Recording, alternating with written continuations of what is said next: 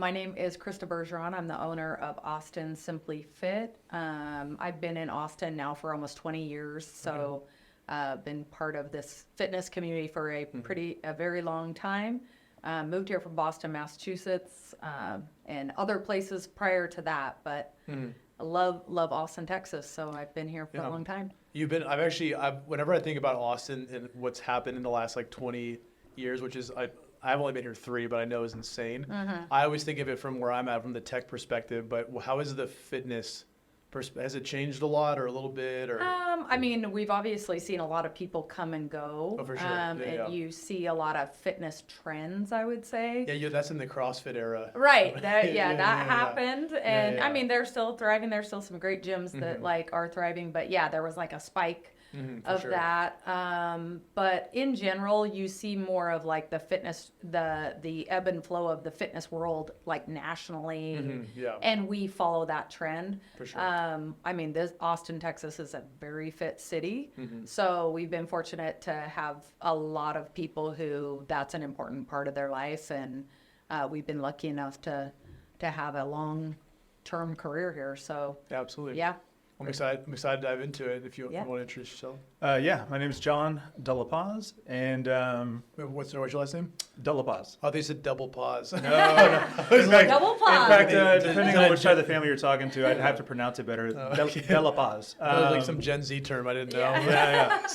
My accent Like doesn't I'm suit old. well for the other part of it, but yeah, no, I've been in Austin now for going on almost 30 years. Okay. And I do our sales and marketing, and then I manage our South Lamar location as well. Okay, and then you guys have 3 locations? We have 2 locations. Okay. So one that's on Burnett Road. We've been on Burnett Road since 2012, but in a different location. In the last just about 2 years ago, we moved into our own larger space that's pretty much double what the old studio was. Gotcha. So we have the Burnett Road and then the South Lamar location. And I've been to the South Lamar one. Is the north one a lot bigger or same size? It's about double, a little over double. Yeah, Okay, almost cool. 3 times. Yeah. Well, it's cool what you guys can, because when I went in there to talk about the WeStrive games, like I there was a lot going on in that small space. So it's cool what you guys can accomplish. Like obviously it'd be nice to have more, but there's a lot of empty space in gyms that aren't used. So you guys seem like you were using every piece of that. So that's pretty cool. Yeah. I've got to be efficient with that. Very efficient. They do a good job of that down south. Up north we have a lot more space, a little bit more equipment, obviously, because of the space. We do a lot of our continuing ed, our events, things would happen at that central studio for sure. that we do as a team. So, it's nice to have that kind of flagship place. And I was telling him when I literally drive by every single day. I see their big, it's like white and red sign, right? Because I do Pilates. I do Pilates once a week. I wish I did it more. It's kind of expensive, but I do it across the street, so I'd see your gym every single day. And I finally went in. And I was like, "What is this all about?" Yeah. So What is this place? It was cool to go in there. So Glad you did. what ended? Yeah, it was great. And what made you want to start the gym? Like because obviously, you can always just be a trainer at a gym, or you can be an independent trainer at a gym, and then there's a whole step of owning a gym. And then we'll get into like 2 locations. But what made you want to start your first gym? So originally what happened, I would like to say I had an ambition to start a gym. I did not. I was introduced by a really great friend of mine who is a business owner in Austin. He's in the restaurant business. Okay. He was friends with a coach who was just about to open a studio, his first studio. And he basically was like, y'all need to meet. He needs coaches. I was a very, very green trainer at the time. This was in 2009. Okay. And so my former business partner, who was the founder of Austin Simply Fit, we basically met prior to him ever even opening it. Gotcha. He opened it in May, and I started in June of that year, 2010. So it was basically, I fell into it as my first contract kind of place to be working. And then within a year, he and I decided to go into business together and it be a joint venture. But originally it was just kind of a compilation of almost like contractors. That's what it started as, which is very like custom for our industry to kind of operate that way. Pretty shortly after us opening, we both my business partner and I both really had a desire to become an employer and to offer more to our employees and not be contractors. So that kind of shifted how we ran our business and kind of, I think, what differentiates Austin Simply Fit from most places like ours. And you guys, you to this day, you have employed trainers, right? It's not, okay, gotcha. Yeah, Yeah, no, W2. we are a team, Yeah. benefits, employees, they are, Okay. yeah. Okay. And I attribute a lot of the reason why we have such great culture and community there is because this is their home. It's not contractors who are kind of building their own thing. And I mean, we're a team. Yeah, So. no, there's definitely pros and cons to both, but obviously like having them in house, like they're not doing their own stuff on the side. Like they're all their clients are there. Okay, so you started off the first location. How soon? Because it's kind of. I'll look at the podcast studio that we're in right now. It's like we have one, and if I were to open a second one, it's like I don't know if I'd want to do another one in Austin because they kind of could. Oh yeah. Compete, So yeah. we did open South Lamar, the studio that he manages. Not too. I mean, that was 2010. I think we moved to the second Burnett Road location. That was our small studio we were at for about 10 years. In 2012, and then shortly after we went into South Lamar. So it was quicker than I felt comfortable with. To be quite honest with you. Yeah, I mean, It was definitely, and every time we think about expansion or growth or anything, as a business owner, it's always a kind of a scary thing. That terrifying. I mean, a lot of risk. Fortunately for us, we've learned a lot of like hard knock lessons. We did have a studio, a larger facility up in Leander, that basically we had for the term of the lease, the 5 years, and then decided that wasn't in our, that didn't work up there. Our business model did not work. Just because like it's not as busy as Austin, or like what was It's hard to say. There's a little, like right now we have standalone buildings, brick and mortar buildings. This was in a strip mall more situation. Okay. There were a few outliers. It was large, and at the time, Austin Simply Fit was really engaged in the powerlifting community in Austin. Gotcha. A lot of us were powerlifters, John, myself, highly competitive powerlifters, and so we kind of wanted to expand to that space to be able to put on events and meets, so we needed that bigger space. Don't get me wrong, we put on the best meets, some of the best meets, and had a lot of fun back then. But in terms of private personal training, I don't know what the like in terms of like the financials and figuring out places that have what you need to be successful in those areas. That area and that market has that in terms of the economics, but it just didn't ever quite gel, and it didn't ever quite take off the way that our Burnett Road has always been kind of our baby in terms of being profitable, and then also South Lamar as well. So, we basically, that was a good lesson in knowing your business model and like understanding what works, doesn't work, and getting a lot better about projecting, tracking, understanding the metrics, understanding all that. So it informed a lot of decisions. As we move forward, we are a lot tighter on for sure what we do and how we move. And is that, do you think it's like, were your coaches personal training power lifters, or was it just general personal training? No, I would say mostly. Gotcha. Okay. Which is very niche. So I was like, I didn't. That was the reason we had to shift. But we did at that time at our Burnett Road location and up there, we had a lot of like powerlifting crews that were training at that point. Gotcha. But not they were never the bread and butter of what kept the lights on. I mean, it's always been private personal training. That's what it is. Okay. Yeah. Well, that's funny. It's funny you say that, because I feel like with the more Main Street gyms, like personal training is like that extra little boost in revenue they get that they wouldn't need to have the lights on because there's so many members. Right. When you flip the script and you're a smaller studio, like personal training is your lifeblood kind of thing. So that's right. interesting. And for those gyms, like they survive off memberships. Well, they survive off memberships, and there's a lot of people who pay for gym memberships that don't step foot in gyms for months on end. The and Planet like Fitness model. Exactly. So I mean, there is something to say for that, and that's another like distinguishing characteristic. We don't have any sort of membership or enrollment. They are strictly paying for that private personal training. So that we have people who, plenty of our clients have memberships to gyms because they may train their other side. It's like instead of having the trainer at Gold's, they do their other workouts at Gold's, but they get their professional training, strength training with us.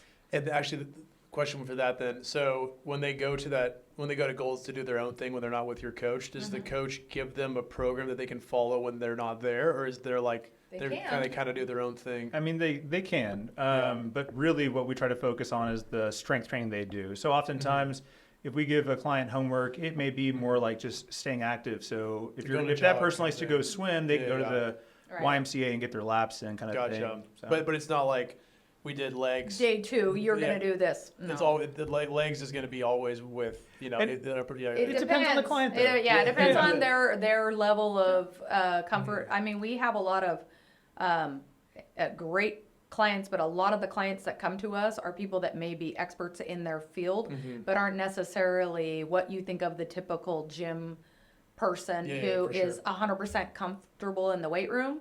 So for them, this is a good way for them to have a professional who is going to make sure they don't get hurt. It's going to progress them right.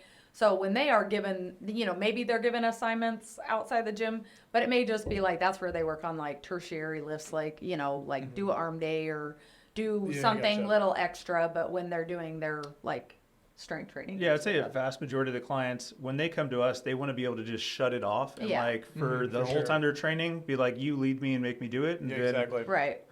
They don't want to have to figure that out on their own afterward. Yeah. Which I feel like is a benefit. I mean, me personally, I know how to train. I know what I'm doing. But like, there are so many times in the gym where I'm just like, I do not want to be here today. But if I had given myself a program in advance, I would follow it to a T and it would be great. Right. So it is, I've only worked with a coach twice personally, but like when I have, it's been such a like different. You're just doing it. Yeah. And I mean, it's like anything in life that you can pay someone to facilitate you through. Of course, it's better. Yeah, it's better, it better be. Or even us. I mean, we may not be paying for it, but we train with our fellow coaches, and like having a coach, you're always getting a little bit more when you have someone who's keeping you accountable, pushing you, all that. So I mean, we all need a coach. Yeah. And go ahead. Oh, I was gonna say, I was getting after my nephew about this because he's new in college, and I was like, "You would do? Where are your grades at?" And he was like, "Oh, it's about B." And I was like, "Do you think you do better?" And he was like, "Yeah, I'm studying pretty well." I'm like, "Why don't you go talk to the tutors and just see if they give you the?" Right. Oh. And they were right there. And his first response was like, "I don't need that." And I was like, "Well, you didn't say you had A's." And he was like, You could just see the gears turning. But I was like, "That's the trainer. If you have a trainer, you're gonna do significantly better than you would on your own." 100%.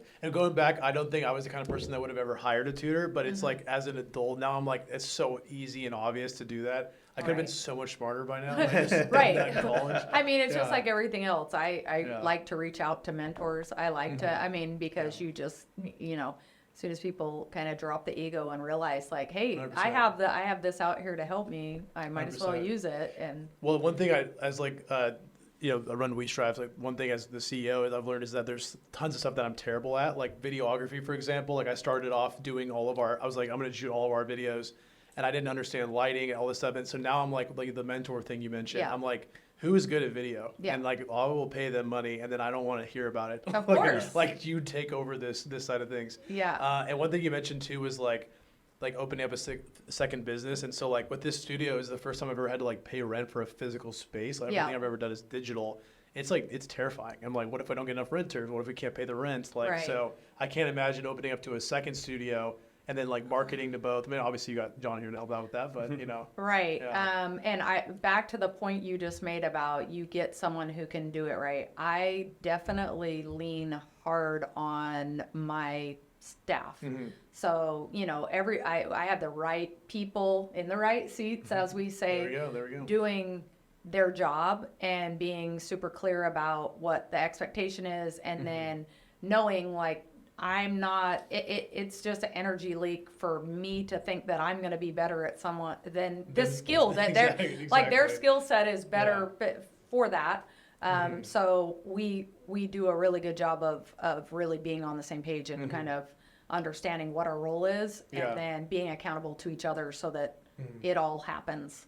So you definitely don't want to think as you know, being a business owner, like, you're the best person for every single part of your business. True. But then there also comes the delegation. It's like, but how many things can I do? Like, I'm going to tie my own shoes, but like, and I'm also going to buy my own shoes, but maybe like I get to a point where I'm so busy that I should have someone else buy my shoes. Yeah. Kind of thing. Like, so, I mean, so you said that you took over as the co-owner early on.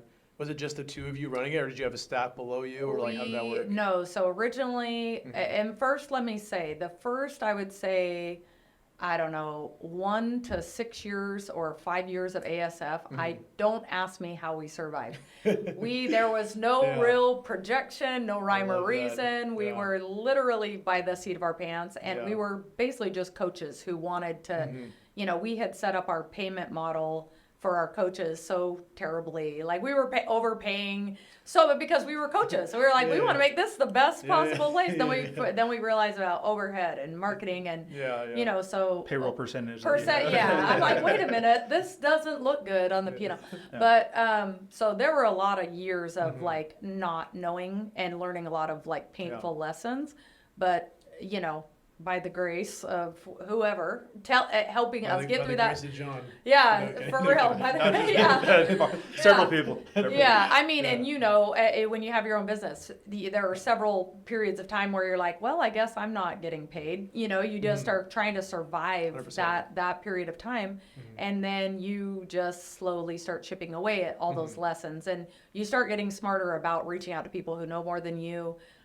You start understanding when you realize you have control of knowing what will potentially happen in the future. Yeah, absolutely. You just have to follow a process, just like we do our training. Go figure. Exactly. It's like, honestly, literally is as simple as, it's like people who don't program or periodize their people and they don't get anywhere. Well, yeah, you didn't. You don't even know where you started. You don't even. Exactly. Yeah, if you don't plan, you plan to fail. So. Exactly. So we just continue to get better and better at that. We got better as leaders. And so we ended up attracting better coaches. We ended up giving them better expectations and better, support. And now to the point where we created an in-house education system where they go through a 13-week onboarding that they're paid for. To kind of, it's basically like we're setting the bar. We're giving you very clear support and information so that you understand what it means to work here, what it means to be a coach here. So all of it, I place that 100% on us, me and all of us as the leadership team to create an environment where they know what's expected and kind of they know how to hit the goals they want. Yeah. And that they're as invested in, we sit down with them biannually and kind of like, what do you want out of this? And how are we going to help you get there? So I think the general attitude around there is like, we are all trying to help support each other to get this thing that we all want. And let's make sure we all want the same thing. Like we try to really collaborate in terms of, what our team is trying to achieve. So, I mean, we spend a lot of time talking about the business. So weekly meetings, quarterly meetings, and then like a 2-day end of the year meeting. So a lot of effort goes into it. Planning, very unlike the first 6 years you were talking about, where it was just like, what's in front of me today? Right, it was putting out fires. Now, what else are you going to do? Not put them out. Exactly. Right. So that's the difference. Like we were very much a reactive business back in the day, and now we're getting to where we are just excited about like we hit that thing within like a year goal we hit within like we're getting that good at projecting and cool. So that part is fun and it's it feels good to like not have to stress every single day and like actually work towards something. Totally. I mean, it goes from like trying to just survive to like, okay, how are we going to keep getting like better? How are we going to notch up? Because in that time also, I mean, look what's happened in Austin. Like you can't just sit back and think that you deserve, because you've been here, you deserve to like still have business. If you don't elevate and grow, then guess what? There are like multinational or multi-millionaire national fitness companies that popping up, right? If you think you're not backed by millions of dollars in advertising, marketing, like they are, you better have something that like sets you apart. For sure. Yeah. How do you guys look at marketing? Because for me, like I love marketing, but I never do it. I'm just like the worst at it. But then what you just said is so true. It's like you don't deserve to just maintain these clients and these users, like, if you're not going to try and grow and expand and learn and everything. Because like there are competitors popping up left and right constantly. And so how do you guys view marketing? Like, are you doing like email campaign? I mean, this is kind of going this way, but like, Yeah. It's funny you say email campaign. That's actually my least favorite thing to do with clients. I hate emailing people. For me, it's not that I hate like having to email them. Yeah. I always try and think of who are our client. And I think everybody, I'm not like I'm making anything new here, but like you have to think of who's your target demographic. What do they want from it? And if I was working with a gym and I started getting spammed with emails all the time, well, I'd probably tell you to unsubscribe me. Which I take to heart, but I unsubscribe all the time, and I'm like, I didn't mean anything by it. But when I get unsubscribed too, I'm like, God, that person probably is yelling at their computer, but they're probably not. They're not. They're just like, I need to clean up this inbox. Exactly. Occasionally we'll get someone who reaches out asking to be unsubscribed for whatever reason. And every time it's like, absolutely, no problem at all. We'll adjust that. But here's a 20-page form to fill up. No. I do it really quick. Make it real hard. That's another thing that we do. You have to re-enter your email address. Exactly. You're like, which email was it? Yeah. That's one of the things that really does differentiate us. So like some of these bigger companies like the Gold's Gyms or the Equinox. I'm currently just canceled the Gold's, and I had to. I'm going to interrupt you to support what you're currently saying. I canceled Gold's, and I was like, I've been going here for years. I used to work at Gold's, and I was like, sweet, we've all worked out at Gold's at some point. And I was like, sweet, canceled. And then they're like, I did over the phone. They're like, no, you have to come in. And I was like, I'm super busy. It's Thanksgiving. Like, I want to cancel. My bill day comes up in 2 days. It's like $40, but like whatever. And then they're like, you can email. And then I email, and they're like, well, actually, it's going to be a 30-day thing, and then you have to come in and sign something also. And I was like, which is okay for a gym like yours if you have that, because it's a premium situation. Right. But I was like, Gold's, I was like, guys, give me out. Like, cancel my membership. You're like, stop doing this. It's funny you say it, because that was something, the things that differentiate us, we want to be just brutally transparent, honest with everybody that walks in. In no way do we want to sit there and withhold money from anybody for any reason whatsoever. That's another reason we don't do monthly memberships. I remember when we were setting up our operating system, we were using one that is used by a lot of other big gyms. And I had to answer several questions on there of like, do you charge monthly fees? No, we do not. How many months do you want to still charge them that fee, even when they say they're canceling? And like, there was like 10 questions of how you could like keep somebody getting this bill. And I was like, that's just frustrating. At no point do we want anyone to feel that way. If they are done with sessions and they want to try some on their own, we want to encourage them to do it and let them go. More often than not, they typically want to come back because what they were getting from us. Right. Yeah, exactly. I was just talking to him about, I did a refund almost a year ago to someone whose coach left, like moved out of the state, and they just didn't want to finish their package to anyone else. They left. No problem. I don't fight that refund. 2 days ago, that person just emailed me and said, I'm ready to come back. Yeah, they said they tried a bunch of other places. Yeah, they said they tried other places. You're sitting there like, okay, well, right, we've been here. But I do understand, like, if I sit and waste my time fighting over something like that is their prerogative. As long as it falls within the guidelines of us not being able to accommodate, then there's not it comes around is basically what I'm saying. I gave that refund, but now they had that experience, and now they're coming back, and all's well that ends well. So we don't fight the financial stuff. We try not to make anyone that be the thing, because then that it's like we have a sort of a tagline of like, you get the opportunity to rehire a trainer every package, because there's no obligation. Like cool. It's like cool. Either they delivered or they didn't, and you're not obligated beyond that. Yeah, absolutely. Yeah. So I mean, that's part of our marketing too, is that it's got to be extremely honest. So a majority of our clientele would find us because our organic listing is so high, and not to like just like SEO or like where okay, cool. SEO, but also like a bit bottom line reviews. We spent a lot of time. It's been going on for years now. That was our number one thing, is making sure that we service this client. They're happy, no matter if they're here for one package of 20, a 5-pack, someone just got ready for a wedding, or they're with you just indefinitely. They just want to stay with you.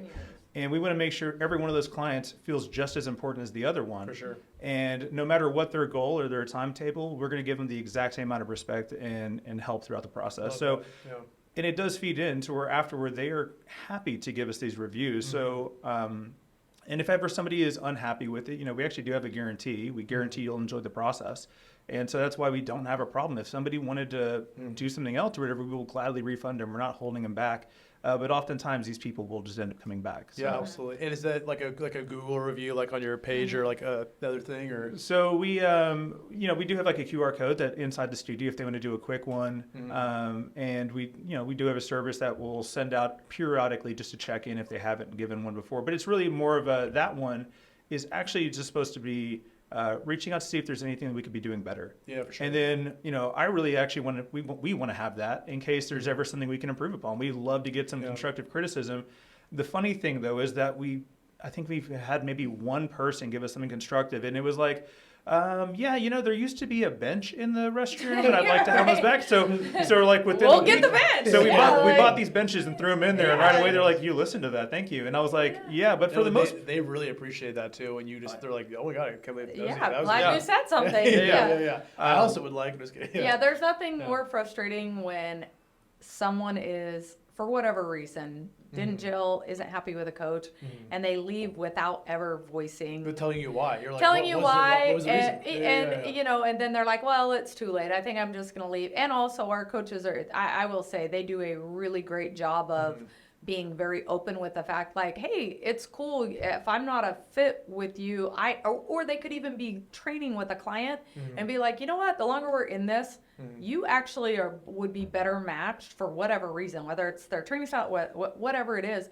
with this coach. And so there isn't this like, although they make commission, it's like they know there'll be plenty for all of them. Sure. So I think that allows, the client to be like, not feel awkward. Like, we're here to get you what you want. And if you are in this and you're like, this isn't really I see this other coach and I really feel like I would want to go with them. It's not now this awkward situation where they can't be in the gym and, where I know it can be pretty competitive in other spaces, or that the coaches aren't kind of having each other's back. Our coaches are really good to each other. They're really like, I love that. They bought into the core value that they did. We're a team, and they have to prove it all the time. I mean, there's always opportunity to be a good teammate to help somebody out. So they cover each other's sessions. They help each other. I mean, they are awesome in that way. Very cool. And I have a bunch of questions, kind of like everything we're talking about. It's like all these spiraling questions I'm picturing. So I'll start with the coaches themselves. Like, how do you go about hiring coaches? And then with that being said, like, why is a coach choosing Austin Simply Fit over, we'll do Golds, the little softball? Can I take please. that? Yeah. So in the last year or so, we kind of changed our recruitment strategy.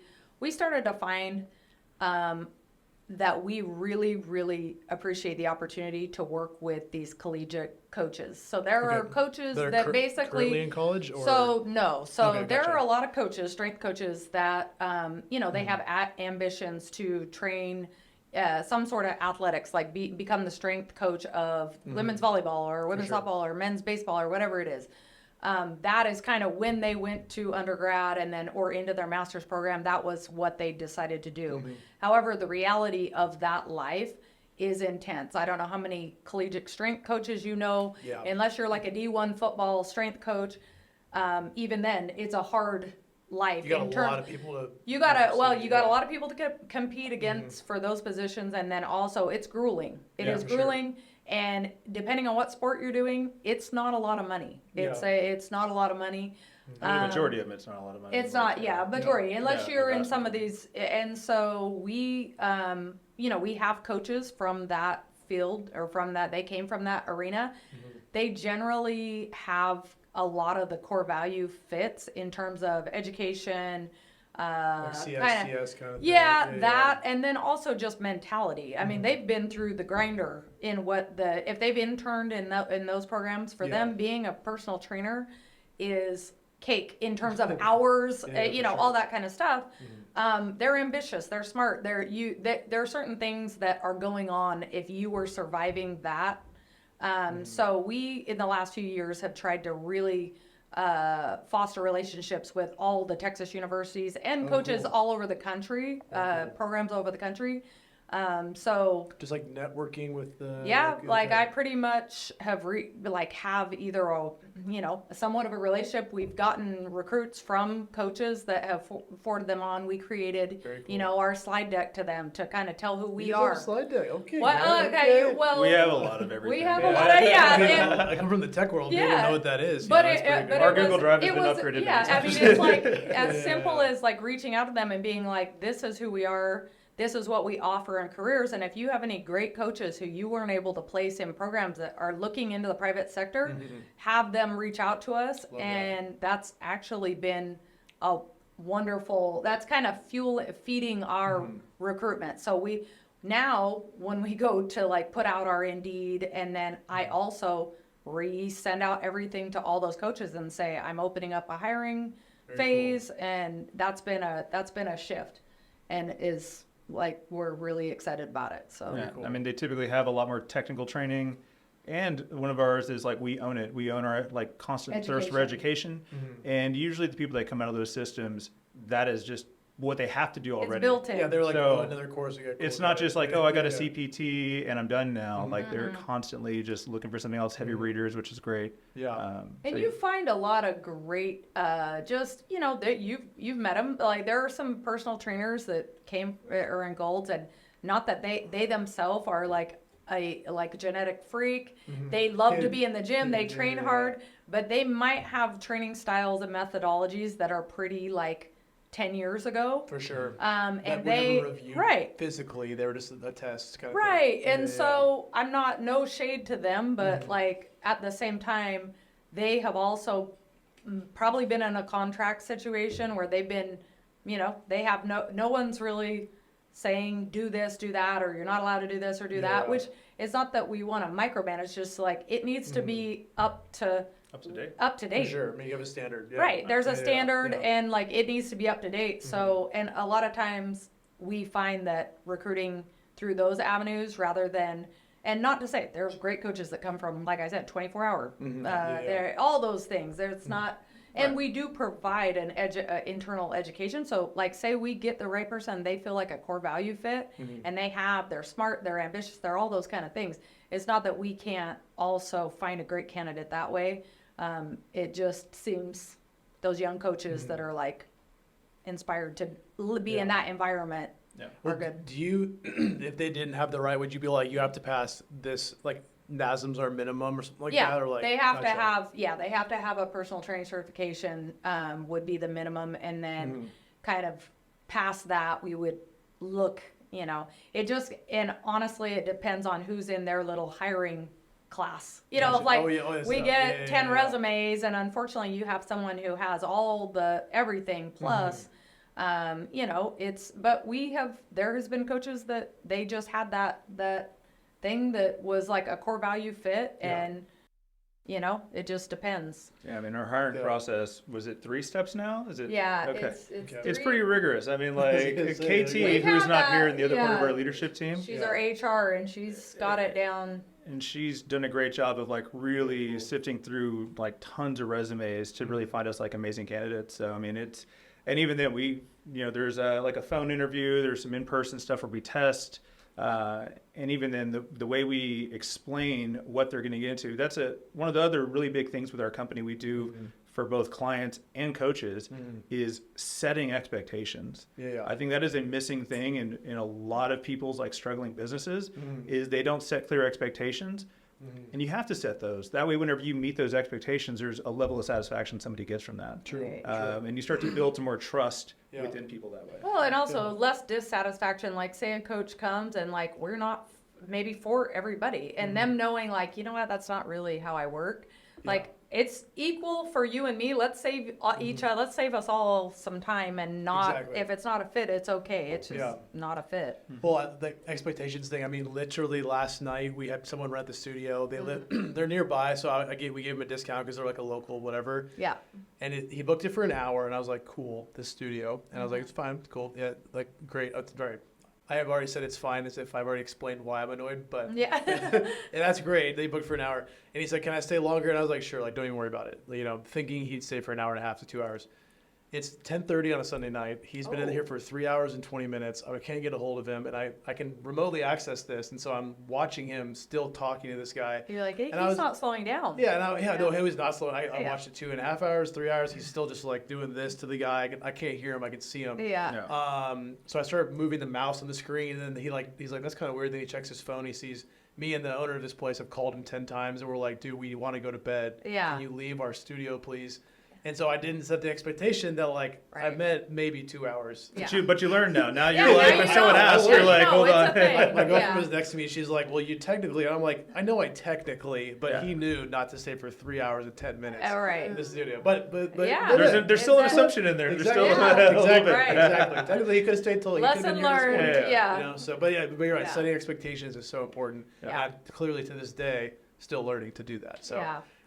and then when it comes to your personal trainers, like you guys mentioned, you have like weekly meetings, quarterly meetings. Is that with your admin staff, or is that also with them too, or what is that? So all the above. Yeah. Go ahead. Yeah. So for the coaches, we have a location meeting, which is bi-weekly, and then the alternating weeks will be our team meetings. Gotcha. So those are the ways to make sure that everyone's on the same page, and if there's anything localized that we need to take care of, we can. Cool. And then we also do biannual check-ins. We used to That's call them like by reviews, but- themselves. It's not really a review, but it's like where Yeah. we meet one-on-one with them. Yeah. Right. And that's us literally, which, the way we kind of look at things is we're servicing our trainers. It's our job to make sure the lights stay on and that we can give the best product we can for them as a place to work. Yeah.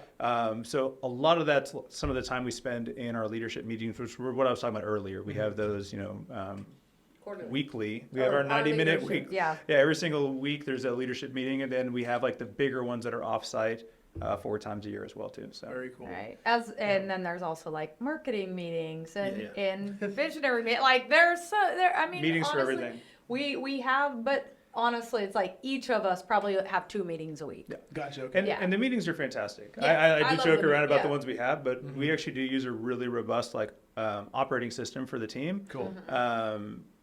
And because of that, it's funny that the way we shifted into it, I now start to realize when I have a lot of other friends that are entrepreneurs or just like even clients or what have you, and you hear whenever they run their business without any kind of structure. Right. Yeah. And I start to be like, oh my God, like How- you need a personal coach or a mentor to Right. help you with this. And sometimes I'll give some like small tidbits, like read this book.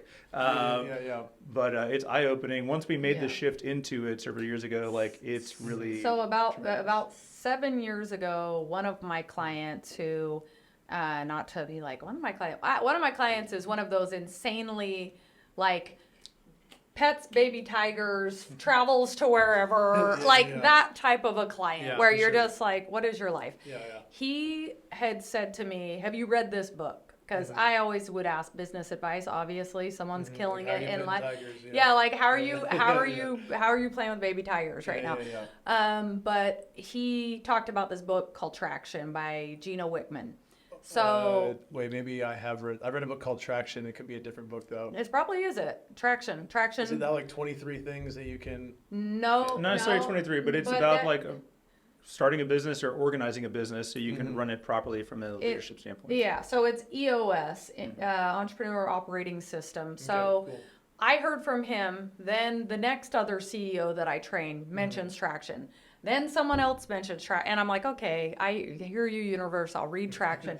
So I originally read Traction, and we tried to we did our version of implementing what it said. We didn't have we didn't have the software. You get excited. You're like, these things are. Yeah, we're gonna do sweet. this. But Yeah. once we then I have a client who then happens to be an EOS facilitator, was trained out of Chicago. Like it's a whole system.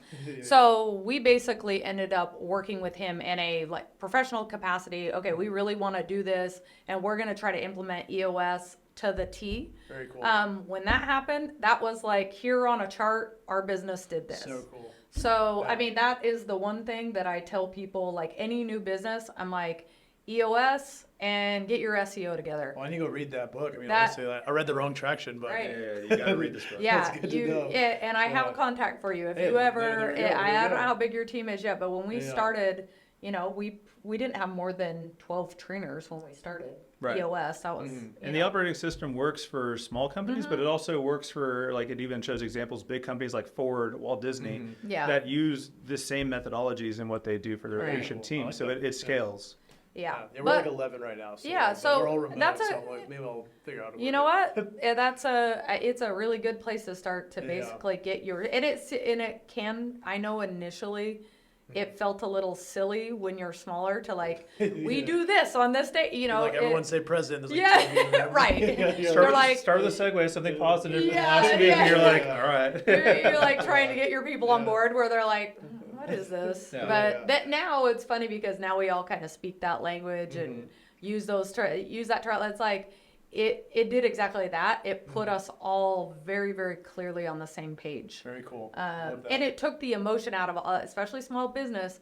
I think a lot of things that happen initially is a lot of taking things personally, a lot of like not for wanting sure. to hurt feeling, so what it basically does is it creates a framework where we are all answering to the company. We're not answering to me personally. We all made these goals, these the hat commitments. that Yeah, that we're person's wearing. we're yeah. So that like freed us of this like this edge that happens when you're running a business, especially with friends. I mean, we're Oh, all that's friends. tough. Yeah, exactly. And so it's like the last thing you want to do is like call your friends to the mat, but Yeah, it creates a Like a safe environment. space for it. I mean, That's like it, I yeah. said, Yeah, so I mean that would be always my biggest advice. that to and it people. keeps everybody from being a Swiss Army knife and just saying, "Oh yeah, I'll do that," and be like, "Well, is that really what you're supposed to be doing our finance? Why are you sure. trying to be the person now who's like doing the hiring whenever like you don't need to read the resumes? Right. HR should be doing that." Right. Yeah, fair. Like, And yeah. a lot of business owners at the beginning, especially if they're by And you themselves, they have no to. choice. You have no choice. But eventually, you start figuring out what you are not really good at, and as soon Mm-hmm. as you have your head above water and you can afford to like now pay somebody to do 100%. the thing and delegate, like you're talking about earlier, have them do the thing that you're not good at and you don't like to do, 100%. and you'll find out you'll be so much more productive. Yeah. And that's honestly where, I mean, every time we raise more money, I'm like, sweet, I did not want to do our landing pages. Like, please. Yeah. So Yeah. I very much am a Swiss Army knife. Like, I Yeah. can do all of the things I need to do, but I really would like to do like a quarter of them. Right. And then please never tell me about landing pages ever again. Yeah. Or email marketing. So what Yeah.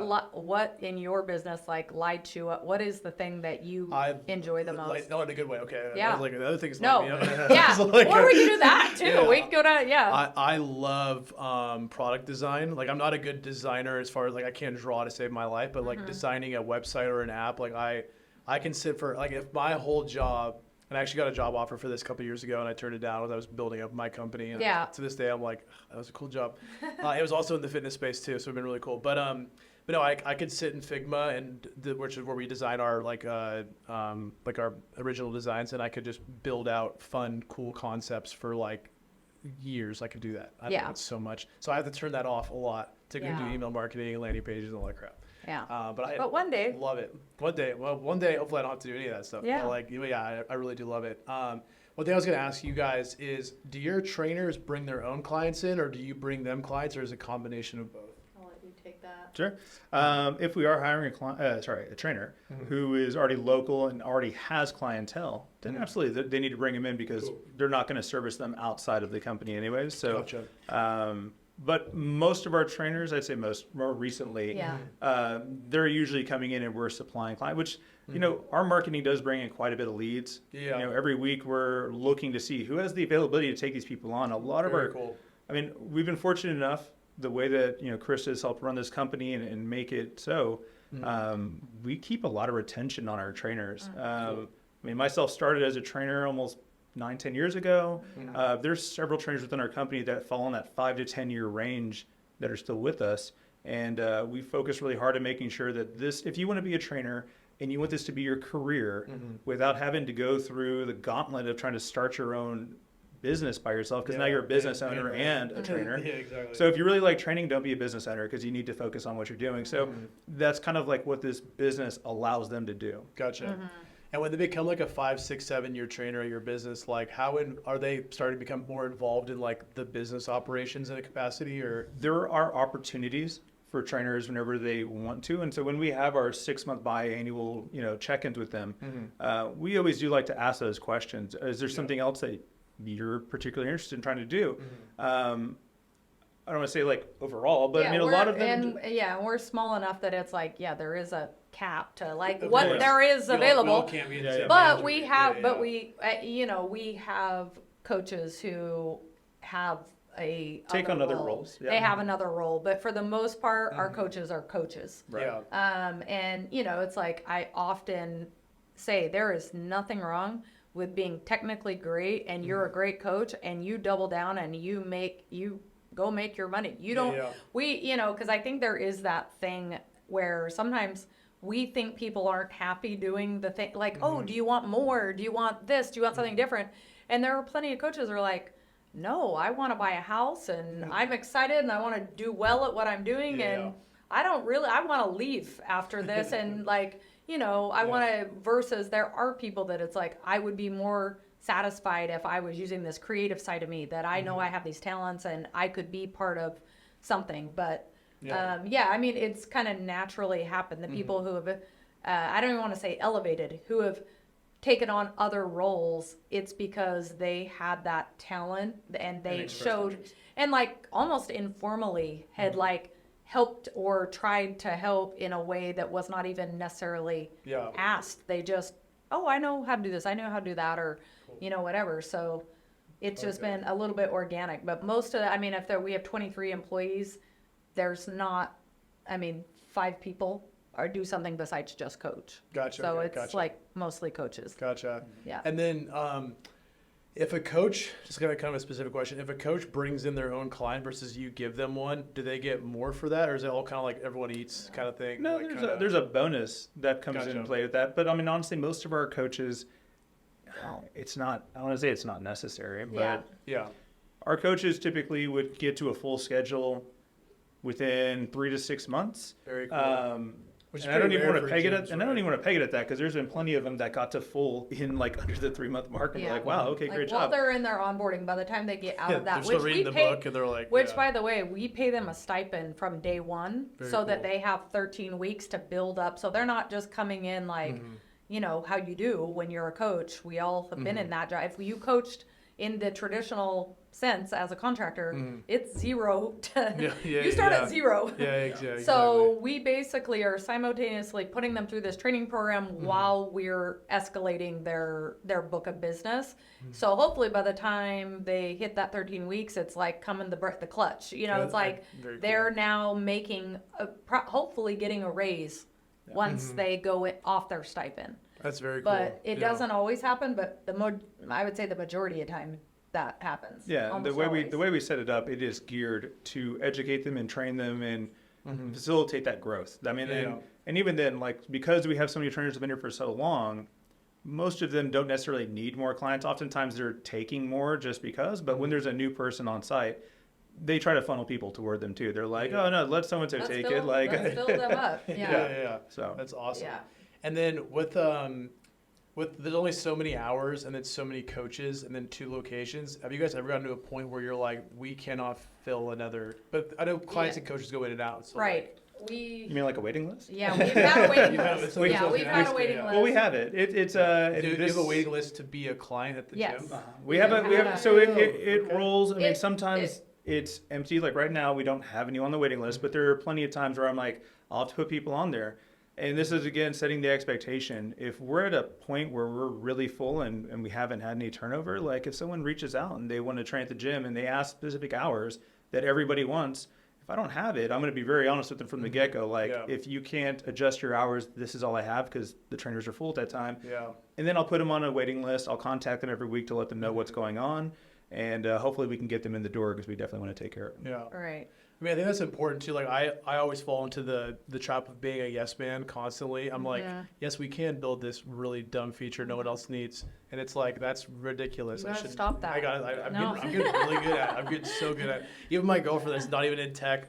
Any of my exes too, when I was building up, they're like, You need to stop saying you can do things that you know you're not I going to have do. I have a book you need Yeah. to read because Yeah. I'm only saying this as a like recovering people Fellow yes pleaser. man, Yes, yeah, there's a yeah. book called Not Nice, and it basically Okay, is okay. like it's not being nice, but No, it's, I figured it wasn't, it deals with that Yeah. issue because Okay. I understand like you want to help and you feel like you can or you feel Mhm. like you don't want to disappoint people, but in the end you Exactly. disappoint everybody. Exactly. If you Oh, yeah. if you don't say Yeah. no we and have a history with something like that. Where I remember, Yeah. I'm not going to name drop anybody, Yeah. but I remember a period where there was a person that would just always say you could do the thing, and they couldn't. and you just knew the person probably couldn't do it, but like Mhm. it was to him if he could, and it always ended up making things so much harder. And it was like, it Exactly. causes disasters. yeah. Exactly. Yeah. And God bless him. I mean, I appreciate the guy. He was awesome. But, Yeah. but that was just the thing. And I was like, Exactly. no, just say Yeah. it's okay. Even asking the question, if you can't do this, please tell me right now. Exactly. No, exactly. And for me, it's like we'll end up doing it, but then it will push something more important farther down the line that Yeah. like should have been way Primary. sooner. Like Mhm. so,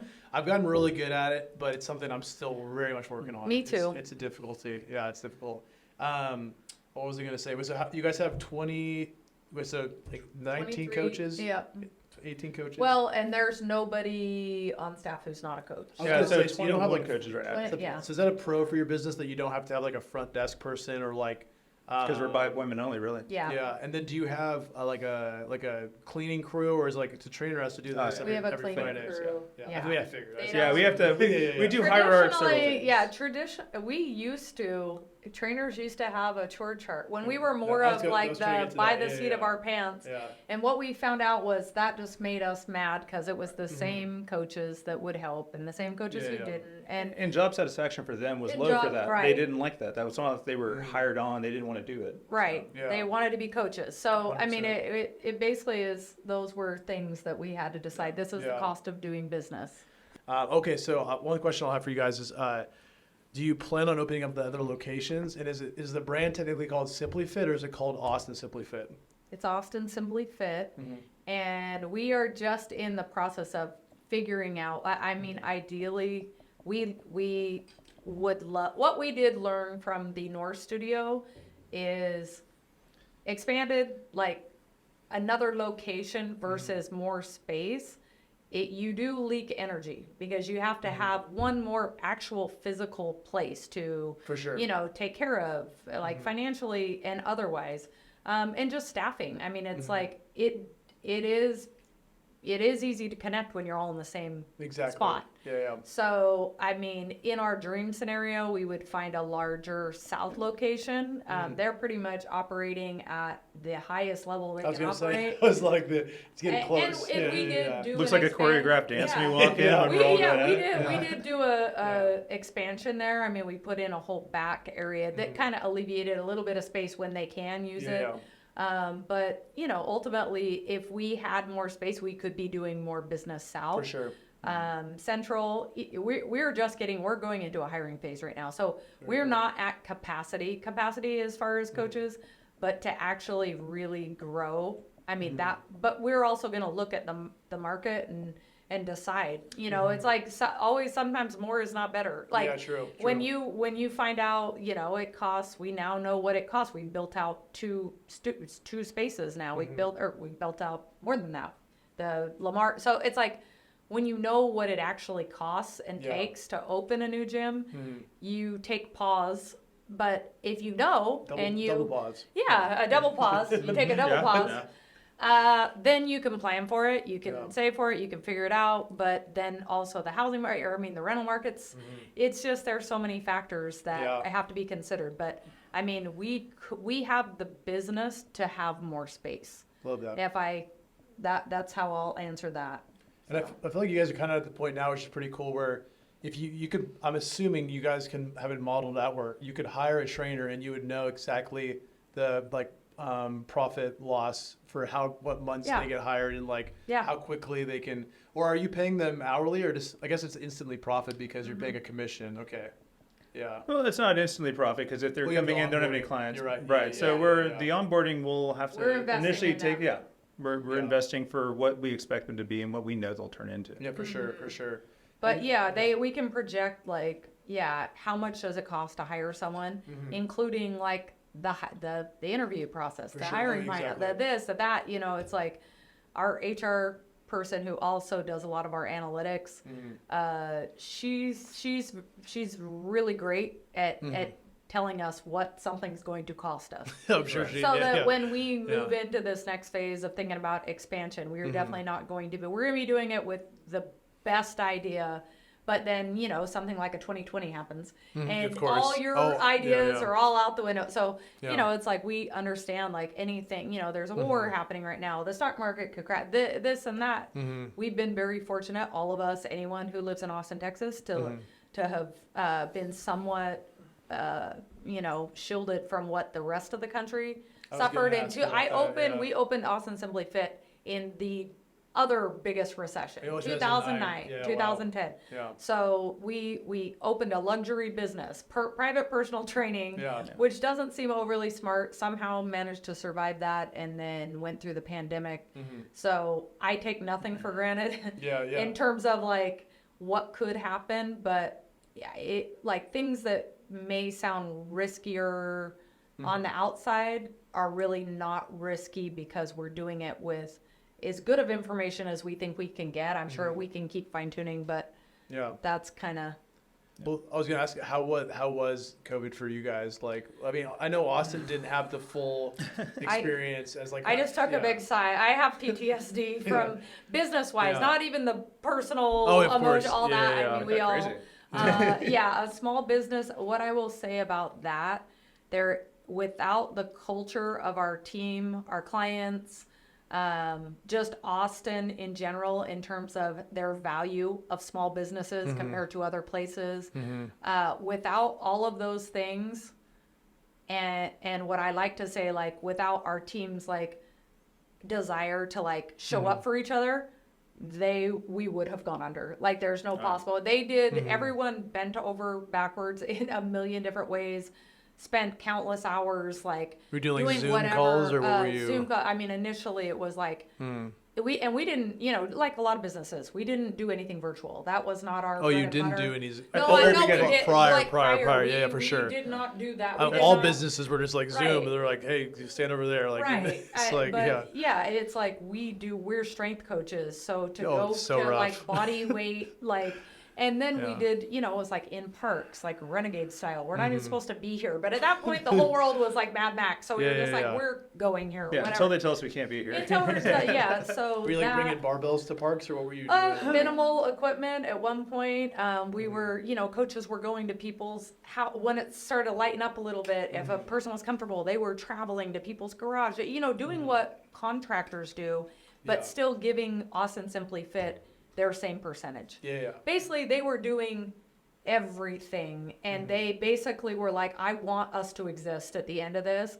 So they sacrificed in a major way. We had clients that basically were like, here, I'm just going to keep buying packages, even though I'm not seeing you. Yeah, the clients were amazing. And then on the flip side, on the business side, us busting our butts to get every single financial assistance that the CARES Act could offer us, and like going through that, which basically was like learning how to do work that was out of our scope. I mean, my CPAs didn't know what to do. The banks didn't know what to do. So you can understand. I'm just like, am I going to be arrested after all this?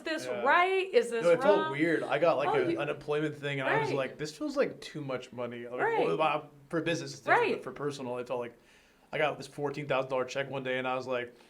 You're like, I don't know. I'm not going to get busted for fraud sale. Like, I didn't do anything wrong. And I did my taxes, and it was like, you were qualified for a refund. And I was like, that makes no sense. You're like, I don't know if this is right. Well, and there was a lot of that of us just being like, I just want to make sure I did this right because I don't want. And luckily for us, because our business, our trainers are the product. So all of that PPP was set up for the service industry, really. I mean, it's like because majority of our company is payroll, right? And where some companies, it's like most companies, it's like their payroll might be 30% of their total revenue or their total expense. They have a bunch of cogs. But ours is not that. Well, they have a product. They like that's exactly we. So for us, it was like the ratios and how that all worked out. It was like we highly qualified. We were exactly the people who should be getting that. Yeah. And it was just lucky. I mean, our coaches were able to get a salary all through 2020 because they were employees. Like it got hairy at one point. I Oh, remember. I it's- mean, it was, we were on a call together, and I Like, was is like, this it? "This might be where you have to let me go," because like Yeah. it doesn't make sense. Like we're only able to service like a fourth of our clients. I can't bring in new leads because we can't do consults. Yeah, there was a point where trainers were like, just let us know what weight you took from the gym so we can keep track of what's going on. I mean, And it then- was a free for all. And then once we could get back in the gym, at the beginning of We it, they were had like, to- you could only have like 2 people in a building at a time. Oh, So that's then right. Yeah, we yeah. actually had to change our system to where trainers had to see a master schedule and only one trainer and client in there at a time. Damn. Yeah. And so we had to almost It like take was- turns with each other. And then it was 2 and 4. And then like it built up slowly. And we were like, oh my God. And like I was early 2021, it was pretty open, right? That's when I basically moved here. It was like a little before that. I feel like Was it? I feel like my it gym was here. Still, I mean, I'm sure but then we had that second wave. Yeah. But at least Yeah. at It that was point, like- we were but- able to come back in. That's when we were like Gloves. doing the gloves and the masks. masks. We looked like we were like just like about to Healthcare go worker, do like we were about to do surgery. My and- wife's a nurse, and she's like, "Why are you wearing gloves?" I was like, "I But, don't but, know. it, but it really We're was trying- like, everyone's it afraid." really was Yeah. like, and then you're dealing with you have, 500 customers, 400 customers, and everybody has a different level of for sure. comfortability and what their expectation is. And we were just like scrambling. It was just like, Yeah. we're following whatever the CDC said. That's Exactly. all we can go. I Exactly, can't yeah. tailor it to Some every. people are judging you. Some are like, Oh, this is Making fine. sure that we're Right. It was finding all that- over the yeah. map. We were just like, I'm just doing what the law Yeah. is telling me to do. Or actually, Yeah. we were going by Austin, so it was pretty Yeah. strict. Oh, for sure. Yeah, So we were yeah. going by Austin, and that was not highly profitable. We just like hunkered down and. It became political too, so then we also had to be like, "This is the rule of what the city We're says," not so we in just this. have to. We're Yeah. just trying to survive. It was So really clients like, that were like your best friend to begin with, and then you ask them to wear a mask, and they're like pissed off, and you're like, "Oh, we have to. We all have to do the thing." Like, I'm really glad that I wasn't, because I was building up my company right before 2020. So I had just stopped being a waiter like 2 months before COVID started. Okay. And so I felt so bad for all waiters and waitresses that had to like every random person come to their business be like, you need to wear a mask. And they're just like, what are you talking about? And then you sit down and like take it off. Yeah. It's like- Right. They did. Yeah. Yeah. Oh yeah. It's Oh, like, oh yeah. I It was. couldn't, It was. yeah. It was. it was funny to listen to comedians about that. Right. They're like, "Oh, don't There's- worry, COVID doesn't follow you once you sit to the table. Yeah. It gets it." There's- Yeah, but I will say the funny part, you saw once the gym opened, like ASF has even gone into hyperdrive since 2020. And it started with people who could not be in their house. Another moment, like Oh, they were yeah. not missing. Yeah. It was like the only thing that they would do because it got to be Yeah. where there were, there was that whole like your health, like your immune system. So you need to be healthy. You need to have your immune system. Like health became paramount. Yeah. So People we realized how bad it had become when you weren't allowed to leave. Right, It was and just- mental yeah. health. And Yeah, so for sure. we had people like they weren't doing anything yet in life, but they had started coming back. That was like their one little escape. And they would just get to you I will admit there was a lot of like vomiting on you all there. In my day. head. Yes, Yeah, it was yeah. a lot of that. And so we would end our day and just be like, like I am ill prepared for like Wow. everybody's problems and physically. Just having flashbacks now, I'm like, I'm I'm like- starting to think of stuff too that we went Right. through. Look, my heart rate's up. Just like that. I'm happy that's Yeah. all over for now. But Yeah. it was Well, hard. the health thing is so important. Like I got COVID like 20. What's funny? I never got COVID once, and then I moved to Oklahoma City, and I got it the day I moved there. I Oh. was literally I was on the West Coast, and then Yeah. as soon as I moved into a bigger city, it was just like COVID. You're getting it. Yeah. But I jogged every day I had COVID. I never once felt like a bad symptom, and I was like, it's just so crazy how like if you actually were healthy and you Yeah. acted healthy and it's like it didn't affect you as much, of course. Yeah. It's not a case by case. Oh, yeah. Yeah. But like, Right. Yeah. I mean, nutrition. I'm a firm believer in nutrition has a Yeah. huge part into like how your body responds to things. Because Yeah. like your food's either your medicine or it's the reason why you need to take medicine. Yeah. Yeah. Oh, I got True, COVID true. and I got sick. So I try. But Okay, case by case. yeah, okay, yeah. So Case by case. I mean, but yes, like Yeah. in general, that goes for forget COVID, anything. For You know, sure. it's like anything. Yeah. Like we had a coach who just had a surgery, and it's like the way that they bounce back from a surgery that most people would take so much time to recover. For But sure. it's because they walk the walk and they're fit and strong and. their immune system's good, and yeah, it all For sure. comes into play. And my thing is, I eat healthy. I just eat like way too much. Like I'll have like good rice and chicken and whatever, but I'll have like a ton of rice. Yeah. That's my problem. I'm always working on it. So It's the psychology of eating. yeah. Well, then whenever I get mentally like, I'm like, okay, I'm gonna get portion control. I can lose weight so easily. Yeah. I just like don't do it. So Yeah. I just love eating. But yeah, I mean, I understand that. we all love eating. We love So that's the greatest thing about working around coaches. You're not around people who don't love food. We love food. It's like we're burning and we're eating. Yeah, you burn so that you can eat. All right. So We you're like, we all like to eat. So. Yeah, the hard part I think for me is like the constant eating, because like I'm for a me snacker. it's I'm a snacker. oh good. I mean like for me though I get so caught up with like juggling like location I'm going to and work is like I have set times in my day that I know I'm gonna go eat. You gotta eat. And if it's not that time, I could go 4 or 5, 6 hours sometimes and be like, I should have eaten something, and like now I'm gonna overeat when I have this next meal. I know it.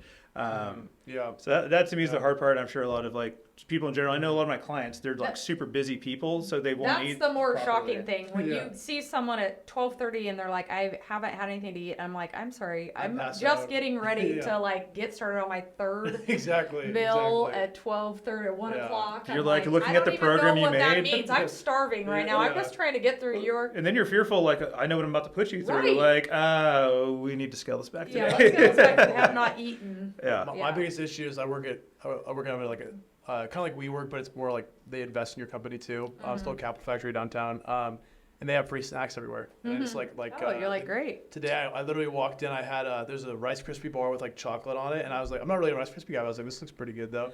I had that, and then I was gonna leave, and they had these like apple glazed donuts, and I was like, I usually say no to donuts, but I was like, let me try one of those. I took one bite, and I was like, oh, but one.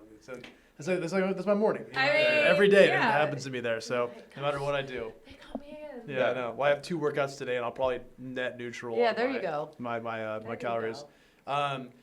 But I mean, honestly, guys, it was so great having both of you in here today. Again, I've driven by Austin Simplify like 20 times, so it's cool to like see the magic behind it. You gotta come check out the other one too. Yeah. Yeah, I'd love come to. see Yeah. it. I'd love to. I'd love to do that. Yeah. What I was gonna say. And one answer that I don't know if I got from a question. Do you guys think you'll ever open a gym outside of Austin, like a San Antonio, Austin Simply Fit? I mean, we've joked about it because I was like, Boulder would be nice. Boulder Simply Yeah, Fit. Like, I Boulder's could go it, lock yeah, it down or yeah. something. Boulder would be very cool. Who knows if we can ever really like we know exactly what we're doing and we get that good at who knows what who knows what the future is. I mean, you definitely have to be in an area because bottom line is most of our clientele live near the gym. So it's really important that when you pick that It's location, the location. they have the disposable income to do that. And like she was saying with Leander, like there's plenty of people there that can afford to do personal training like we do. It's not like that expensive. But it was more of a cultural thing over there that there's a lot more like young families. So they spend their money on kids doing like group training, which we don't do a lot of group training. Gotcha. So. Okay. Gotcha. But so you just got to know where you're getting into. Yeah, absolutely. Any plugs? Any final things? I mean, the only plug that I will say is one thing that we are super proud of, and that will come up in the spring. We do a scholarship, a student athlete scholarship. Oh, you take it away. No, you take it away. So, I mean, it's near and dear to our hearts. Most of us were athletes when we were young, high school or college athletes, and we know what it costs to go to school, as we all know, and just also the grind of being a student athlete. Yeah. So we had a former coach who sadly passed away in 2019. I'm sorry about that. And we ended up before he passed away, it was raising funds for his medical treatments. But after he passed, we basically started this foundation, or like a scholarship in his honor. Very cool. And we have a party of a fundraiser in March that's a bench-a-thon. Really more for fun. Oh, guys, where's this in white? You're coming. So Everything in my alley. I was You're like, coming. I love bench. I hate how much I love it. Okay, so there you go. So it's Yeah. literally a bench-a-thon. We get most of the donations from people who just want to donate. For sure. But we have a fun, full event. Oh, yeah, we get the DJ out there. We got a DJ. It's a party. What is in? I mean, it sounds obvious, but Yeah. What is a bench-a-thon? It's just like traditional powerlifting. It's bench only. one RMs, and Gotcha. you get 3 attempts. And then So- is it like you get $1 per Not you. So sorry. good question. So the name, don't let the name that. fool you on that part. Not like Yeah. that kind of a thon. So Yeah. really, we will start gearing up the marketing efforts to try to remind the community about the scholarship fund upcoming as soon as the new year comes. Love it. And so really, we're collecting funds throughout that time period, and then we basically just have a bench-only powerlifting competition Love that day. Just And so really- once they're there, they can pitch in more and things like that. But usually by that event, we've already raised several $1,000s. I think we raised $7 last year. Yeah, we gave away $8,000 scholarships Okay. last year. Awesome. Very So, cool. yeah. Love that. You do them in bulk for cool. I Yeah, like that. and then Cool. we go through that whole application process, which is also fun, and we get to meet all the kids who win, Very and they cool. come in. And then one other near and dear to my heart, we also are affiliated with a charity, organization called DAWA that I am on the board Okay. of directors for. It's Diversity, Awareness, Wellness, and Action, which Okay. basically exists to support the BIPOC community in Austin, the Okay. creatives, the musicians, also the healers, the social workers, the frontliners. We just opened our headquarters on the east side. Just had our grand opening weekend this weekend. It was a party. There's a podcast studio there. There's a There you go. place for events. There's a place Very basically where people can come and have that support, financial and otherwise. So we, ASF, we do a ongoing fundraiser where we sell a shirt, a Be the Change shirt, and all those profits go towards DAWA Very cool. as well like as, that. yeah. So Love that. it's part of like ASF. We like community giving back is like part of what we believe in. So Absolutely. it connects us And that's a all. great one because we already know literally 100% of what goes in Yeah, both is of them. what they send out. Yeah. And yeah, same thing on the scholar. In fact, it's more than 100% because they Yeah, end up it matching costs- stuff at some yeah, point. yeah. And she's paying everybody to be there, of course. So yeah. I love that. Yeah, I've always said if I ever was like, if what WeStrive or me got big into a charity, I would want it to just be mine so that I know it's not like Yeah. 90% employees get in, 10% goes to the rest. That's really cool. Yeah. I'm so into the benchathon. I will be there. You Okay, you better be there. I will be there, I yeah. will. John, I'll put him on I'll the reach out list. directly as soon as I have that You date and your planned for strong you. friends, Yeah, or even no. not strong friends. It doesn't matter. It doesn't matter. I also host a bunch of events for tech and for fitness. So like, just give me a list and I'll just like, or give me a picture. And I'll just send it out in emails. We'll do it. Perfect. So I'll definitely Yeah. send it to would you. love to help. And I already know a bunch of our trainers because they knew about the event you guys just It had. was so yeah, sick. And, they would have wanted to it's go so to. cool. And I'll send you the they video, all right? wanted to go do it. And I was Yeah. like, sorry, Kimmy's getting married. We're going to be, everyone, like, y'all Like, at I the was wedding. in Mexico. I could not come, but Did I send you the I think I sent you the Yeah. video Oh, yeah. afterwards. That looked awesome. It Yeah. went so well. Oh, it's I so loved it. cool. We had like shipping containers on wheels and all this stuff. Is so cool. So we're gonna do it bigger next year. yeah, do So another one, and we'll definitely join y'all. we're gonna do it probably in the spring. There's just so much stuff going on in Austin in the fall. Like Yeah. I barely missed F1 weekend and ACL, and then it's like everyone's out of town for weddings. So Yeah. we had so many weddings. There's weekend. always a ton of events. So Yeah. we'll have to make sure our events don't plan on the same not day. gonna- I'm not gonna That way we bitch. can both Yeah, do yeah. No, both. yeah. Tell him the bench Yeah, dates. so he as doesn't- soon as we yeah. pick that date on there, I will give it to you, and then we'll make sure we Very much down. Is that like near South by then when you do that, or? We always do it at the beginning of March. So last year, I think it was March 3rd or 4th. It's always on Cool. like a Saturday. And the whole thing takes maybe Yeah. 2-3 hours. Yeah, It's real in the- quick. Very cool. And Yeah. we give some medals to the top people in the different Love classes that. for it and just have a good time. I can see Yeah. some of my guy friends getting super hyped to do that in front Well, of we me. love Yeah. it. Occasionally Oh, Yeah. we always have some heavy hitters, and then Oh, we shit. have I the will not gen- win. Yeah, no, I Like, mean we always have some, you know. I mean, I'll name drop on there. Our former coworker, employee, Chris Tejeda of our Chris Gitsy Fit, he joined in with us this last year and brought a bunch of people from his gym to come do it as well. Love that. And between me and him, it's always been a little bit of a rivalry in this. I mean, the guy beats me almost every time. But I mean, as soon as I We don't call that a rivalry. but- yeah. I mean, it's a work on my part. It's a work on my part. It's my rivalry. I was so Yeah, pumped. yeah, I got my bench back up for this, and I was like, oh, we hit like, I don't know, 360 or something, and then he Yeah. comes and hits like 370 or like right away, and I was like, thanks, man. Nice. Cool. You're all My- dream stash. My all-time max is 350, but I cannot do that anymore. So that Yeah. was one time. Yeah. One time. I did a 17-week program to get to that. And then the guy that spotted me technically tapped the bar, and it's Hey. I don't bring that up too often. but That it's very funny. that's the thing I will tell you on Good the friends bench let you fail on that that. it is not a power lift. We're not doing the pause. It's a free for all. Oh, It's yeah. like But we don't help on the bar. Though. We That's don't- something that we Yeah, wouldn't let you I do. was that. very we don't frustrated. help, but Yeah. I will jump in and help. If That's somebody- bro code right there. yeah. You let your friend fail. Yeah. This guy, there's a random guy. He was massive. I was like, this guy knows what he's doing. I literally go all the way down, and I'm going like this, and I'm slowly going up, and he goes like that. He knew 17 right weeks what of you a need. program, and I tried it again. I could not. Right. Even, yeah. To Oh, this that. day. There's yeah, a he peak. doesn't- There's a peak every time. Yeah. I love when you have a client who fails and they think it's gonna get better. Like it's not. Yeah. It's not gonna get better. You're exhausted now. You're cannot- done. Yeah, You're yeah, done. Yeah. Unless you severely came out of position and it really was a technical Exactly. thing, which it wasn't. Yeah, You exactly. failed. It's not gonna get better. Yeah, we'll have a fun program. A bunch of us will be doing Yeah. for this one. It'll be good. I'm excited. Yeah, because last time I remember, like I did my max. I think like 3 weeks beforehand. It was like, oh my god, we are peaking right now, and I was Yeah, like, that's 3 a bad weeks early. sign. I was That's 3 a weeks bad early. sign. Yeah. Oh Jesus. That's tough. That's Yeah. tough. Yeah. No, I'm You win excited, some, you guys. lose some. Win some, you lose some. Yeah. Well, it was a pleasure having both of you Yeah, on you here. too. We'll do Absolutely, we'll we do one of appreciate these. you. Thank you. I'll probably get this Absolutely. posted in the next month or two. And Yeah. I want to thank you for taking the time to listen to the My Fitness Business podcast, powered by WeStrive.